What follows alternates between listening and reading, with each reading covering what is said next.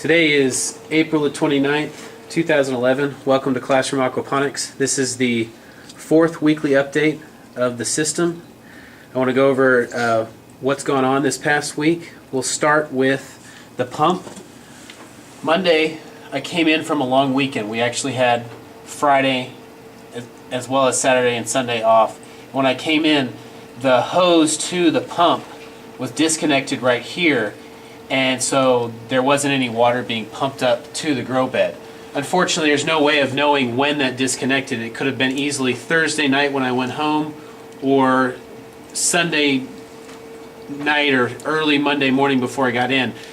I'm not really sure, and it's unfortunate that it went as long as it did, or if it went as long as it did without water. But we had that. I fixed that, retightened the zip tie to try to make sure that it stays more snug onto the actual fitting.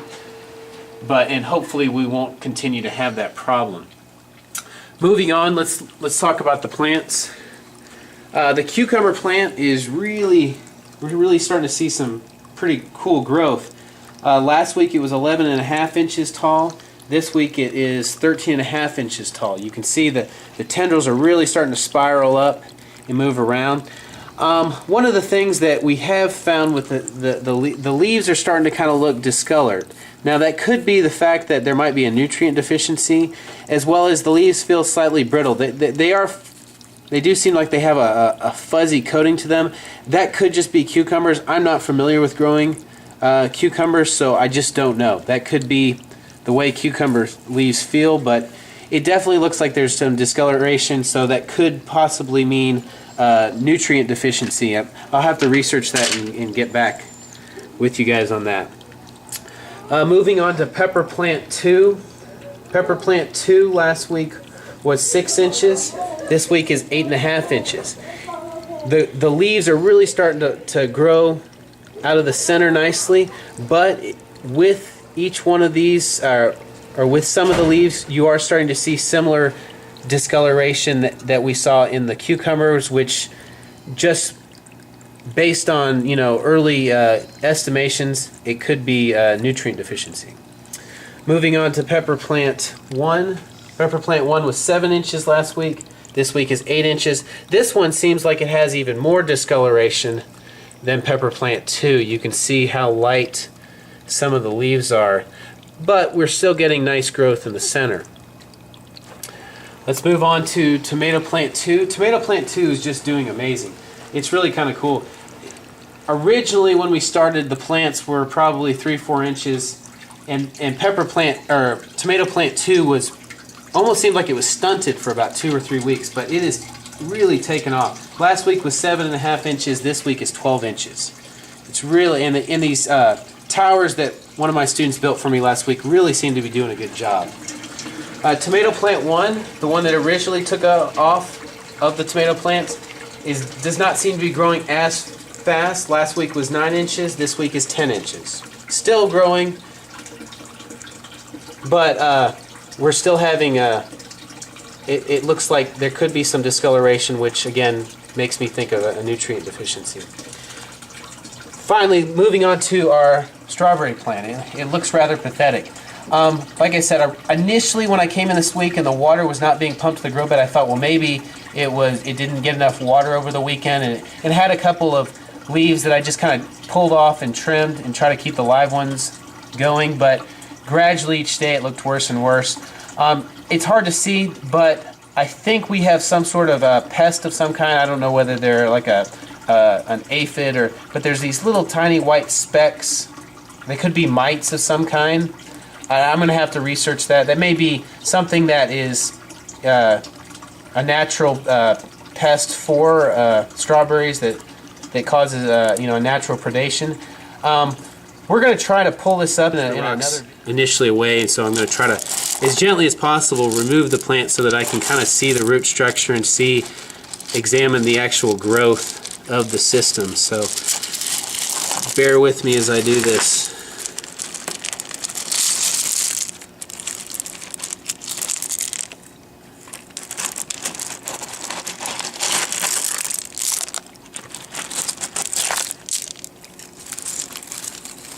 You can see the water level is actually pretty high, like the, oops, it actually feels like it's going to pull out there.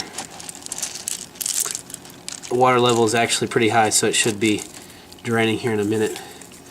And there you go, there's the root structure. It actually looks surprisingly good, because when I initially put the roots in, they probably were probably about there somewhere. I mean, it's hard to say, but I mean, overall the plant, you know, was doing pretty good. But you know, you can kind of see, I don't know if you can kind of see in the water the little white specks. I think those are those mites or aphids or whatever we were talking about. You may be able to see it from here. Or here's one right here, right, that little white speck right by my thumbnail. I'm gonna have to research that and get back with you guys on what that could possibly be. But hopefully, by extracting this, it should prevent, if the pest is likely to predate on my other plants, this should help a little bit. You can actually see, if you look right here, there's actually still root structure down here. Looks like it's actually longer than I initially thought. I'm still pulling out roots in the bottom, so that's actually pretty neat right there.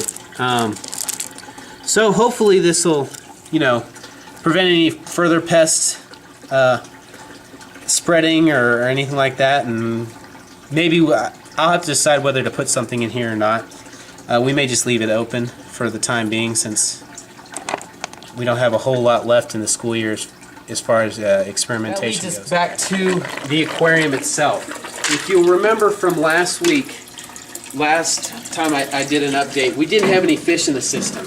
The fish had all died, and so I didn't want to put any fish being gone over a 3-day weekend or introducing new fish that quickly. So I decided to let it run that weekend, and I put 2 goldfish in on starting Monday morning.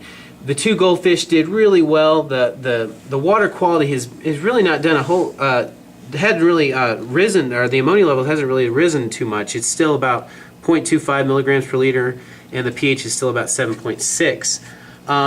However, I came in this morning and one of the fish had died. It could be I'm just not experienced enough with goldfish. I may be underfeeding them. I feed them about a pinch of flake every morning when I come in. It could be that I need to add more food, which in turn could be the reason why I might be having a nutrient deficiency with the plants.